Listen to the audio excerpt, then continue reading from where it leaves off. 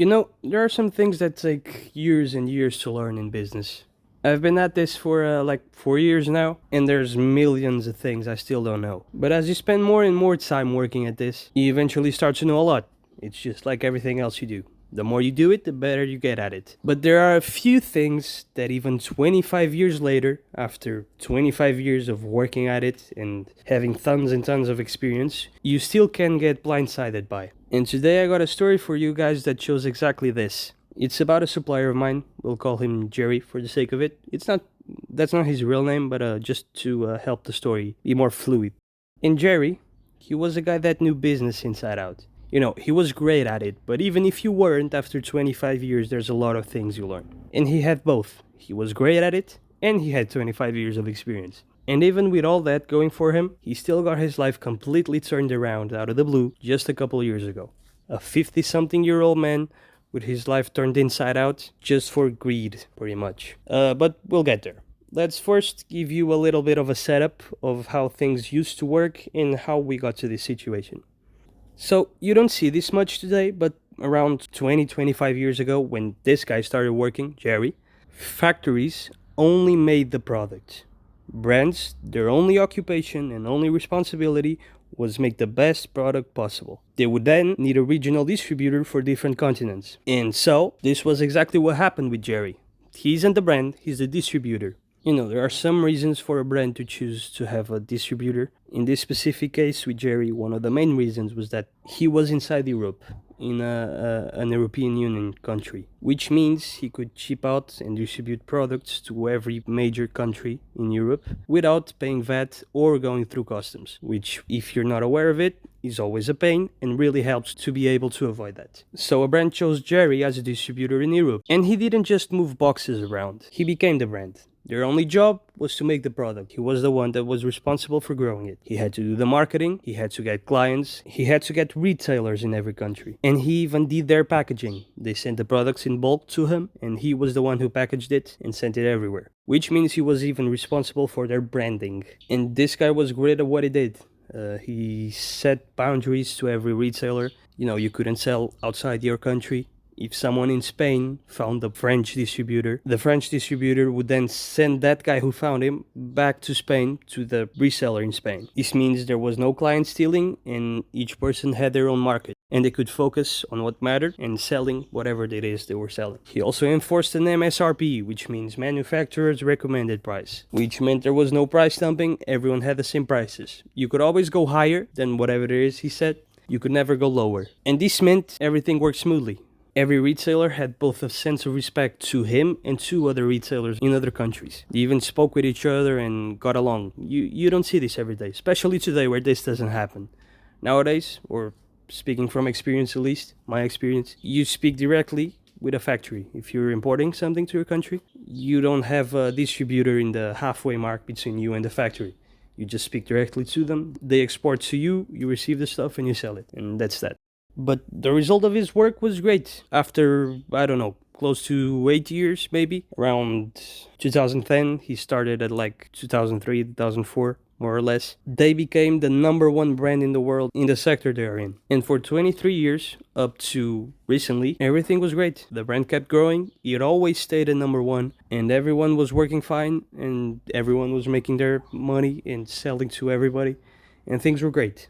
But then the unexpected happened, and here we go, this is where things really get spicy. Well, it got to a point where demand was higher and higher, and seeing that things just kept on growing, Jerry decided to open a bigger warehouse. He was in need of it, the old one he had just couldn't keep up anymore. Too many orders, too much stock, he just couldn't deal with it anymore. And so, he went out, he bought a warehouse, and spent his own money working on it and getting it ready for the future. And hearing about this, the brand bosses decided to visit him. They went there, they checked the warehouse, and he gave them a full-on tour. And from the start, and I spoke to him about this, by the way, I got some insider information, he always felt that since the moment they arrived, there was some weird feelings around. They were cold. He felt envy, really.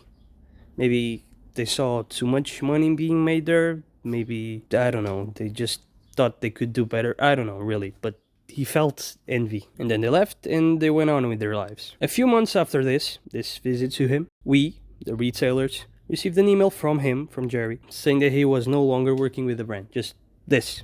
Cold, out of nowhere, we just received this. No more info.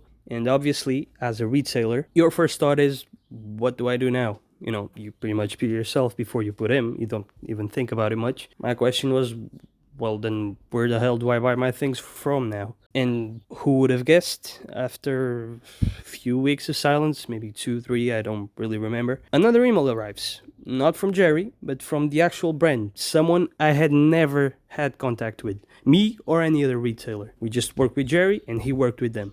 But I got an email, me and every other retailer in Europe. And what did it say? Well, nothing much really. They didn't explain what happened. They just said that from now on, things work exactly as they used to, but now you speak to them.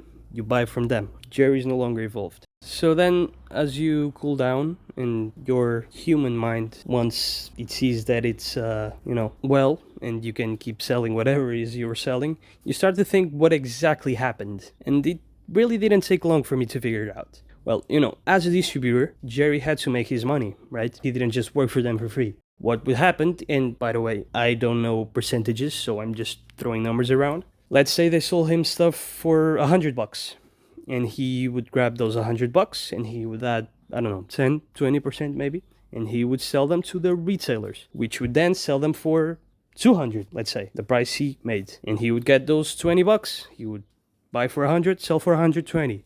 But he had a lot of volume, a lot of sales, because he sold to everyone. And that means he could make bank. He could make some money. Good money, really. And what happened was that the brand wanted those 20%, pretty much. Once we received the new price tables from them, prices were exactly the same as Jerry's. So they kept his margin for themselves, and yeah, that's that. So basically, they just cut him out of the picture and just kept going as if nothing happened.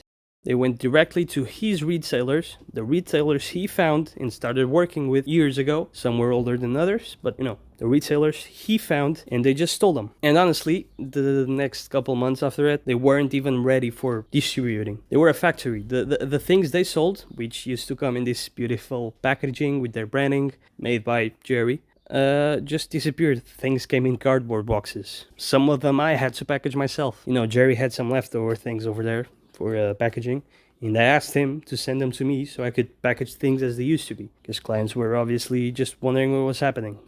Things that used to come in these beautiful boxes and bags and whatever, just out of the blue came in cardboard boxes.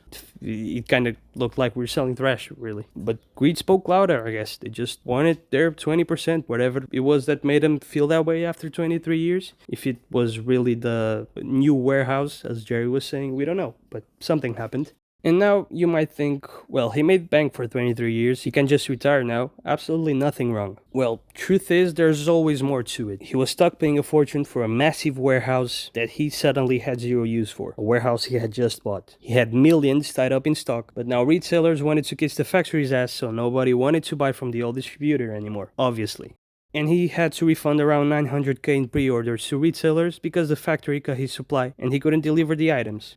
Items he did not have in stock at the time. And I noticed, again, because I spoke to him directly, and he told me this. So now try to slow down and think about this. A man in his 50s, close to retirement, he had a kid, he had a wife, he was forced to fire his staff, sell everything at a massive loss, and drown in debt. All because of corporate greed, because he made 10%, because he bought a new warehouse, whatever.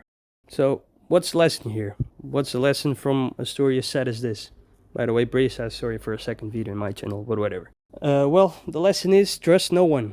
It's rule number 1. Not even your partners of 20 years. Rule 2. Diversify. Never let your business resolve entirely around one single brand or supplier. If they cut you off, you die. You're at their will. If they get tired of you, things are done. And getting back to rule number 1, trust no one. This also applies to customers, not only suppliers. Don't give customers 30 days to pay just because they never failed before. Get paid up front and pay your suppliers only after you receive the goods. Things work like that when you go to the supermarket, for example, so why shouldn't it work like that with you? Trust me, the very few times you trust someone, it could be your best client, he never failed you. The first time you trust him and you say, well, it doesn't really matter, he'll pay later, whatever. That's the moment you will get screwed. Take this one for free. This is one of my dad's golden rules. Never drop your guard. If you never drop your guard, you never get screwed. The day you loosen up even a little bit, you can be sure things will go wrong. And when they do, it's 100% your fault, nobody else's. So yeah, that's, the second story I told you. First one was about how I got here. And now I'm telling you stories about things that happen here daily and lessons you learn with it. And this is exactly what I wanted to do with this channel, to tell you some of the things I learn and maybe help you with your businesses. And now, a little, shameless plug. Next week, if you want to know how I survived my own mistakes, I'll be dropping a video next Sunday on the top basic errors I did, or maybe my dad helped me avoid to do, that you need to avoid completely. So yeah, if you're interested in this kind of content, subscribe, and see you next Sunday.